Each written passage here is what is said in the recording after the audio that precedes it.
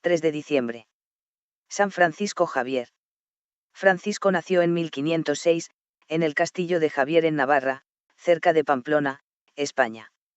Era el Benjamín de la familia.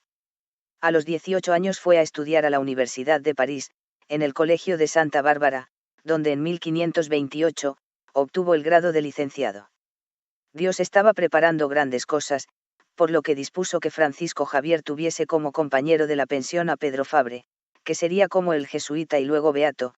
También providencialmente conoció a un extraño estudiante llamado Ignacio de Loyola, ya bastante mayor que sus compañeros.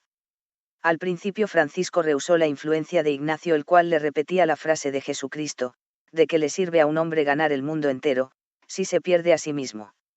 Este pensamiento al principio le parecía fastidioso y contrario a sus aspiraciones, pero poco a poco fue calando y retando su orgullo y vanidad.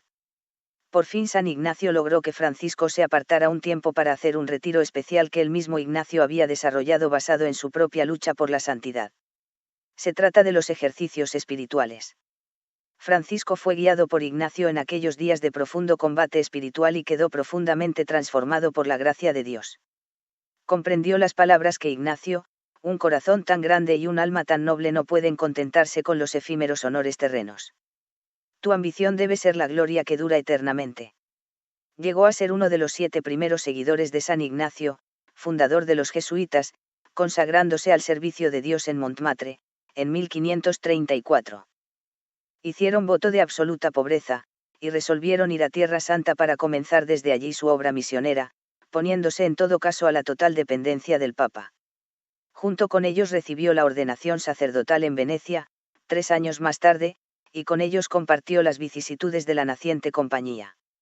Abandonado el proyecto de la Tierra Santa, emprendieron camino hacia Roma, en donde Francisco colaboró con Ignacio en la redacción de las constituciones de la Compañía de Jesús. La cristiandad había prosperado en la India durante la ausencia de Javier, pero también se habían multiplicado las dificultades y los abusos, tanto entre los misioneros como entre las autoridades portuguesas, y todo ello necesitaba urgentemente la atención del santo. Francisco Javier emprendió la tarea con tanta caridad como firmeza. 4 meses después, el 25 de abril de 1552, se embarcó nuevamente, llevando por compañeros a un sacerdote y un estudiante jesuitas, un criado indio y un joven chino que hubiera sido su intérprete si no hubiese olvidado su lengua natal. En Malaca, el santo fue recibido por Diego Pereira, a quien el virrey de la India había nombrado embajador ante la corte de China. San Francisco tuvo que hablar en Malaca sobre dicha embajada con don Álvaro de Ataide, hijo de Vasco de Gama, que era el jefe en la marina de la región.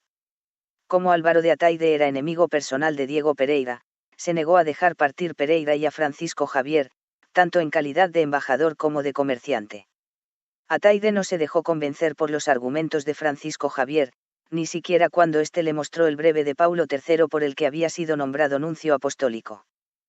Por el hecho de oponer obstáculos a un nuncio pontificio, Ataide incurría en la excomunión. Finalmente, Ataide permitió que Francisco Javier partiese a la China. El santo envió al Japón al sacerdote jesuita y solo conservó a su lado al joven chino, que se llamaba Antonio.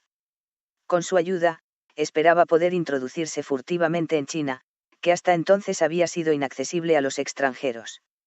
A fines de agosto de 1552, la expedición llegó a la isla desierta de Sancian, Sangchaban, que dista unos 20 kilómetros de la costa y está situada a 100 kilómetros al sur de Hong Kong.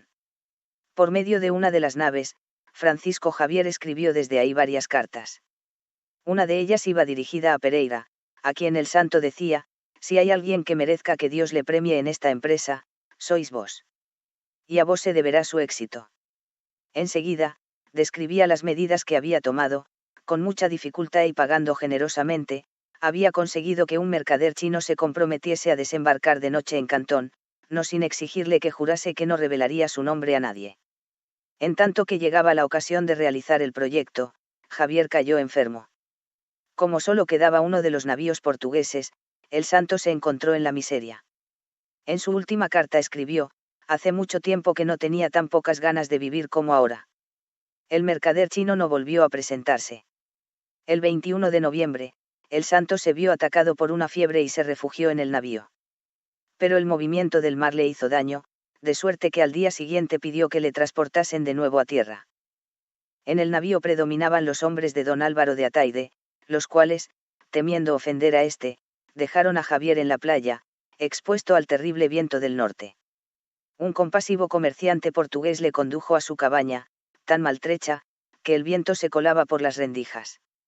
Ahí estuvo Francisco Javier, consumido por la fiebre. Sus amigos le hicieron algunas sangrías, sin éxito alguno. Entre los espasmos del delirio, el santo oraba constantemente. Poco a poco, se fue debilitando. El sábado, 3 de diciembre, según escribió Antonio, viendo que estaba moribundo, le puse en la mano un cirio encendido. Poco después, entregó el alma a su Creador y Señor con gran paz y reposo, pronunciando el nombre de Jesús. San Francisco Javier tenía entonces 46 años y había pasado 11 en el Oriente. Fue sepultado el domingo por la tarde. Al entierro asistieron Antonio, un portugués y 2 esclavos. Uno de los tripulantes del navío había aconsejado que se llenase de barro el féretro para poder trasladar más tarde los restos. 10 semanas después, se procedió a abrir la tumba. Al quitar el barro del rostro, los presentes descubrieron que se conservaba perfectamente fresco y que no había perdido el color, también el resto del cuerpo estaba incorrupto y solo olía a barro. El cuerpo fue trasladado a Malaca, donde todos salieron a recibirlo con gran gozo, excepto don Álvaro de Ataide. Al fin del año, fue trasladado a Goa, donde los médicos comprobaron que se hallaba incorrupto. Ahí reposa todavía, en la iglesia del Buen Jesús. Francisco Javier fue canonizado en 1622, al mismo tiempo que Ignacio de Loyola, Teresa de Ávila, Felipe Neri e Isidro el Labrador.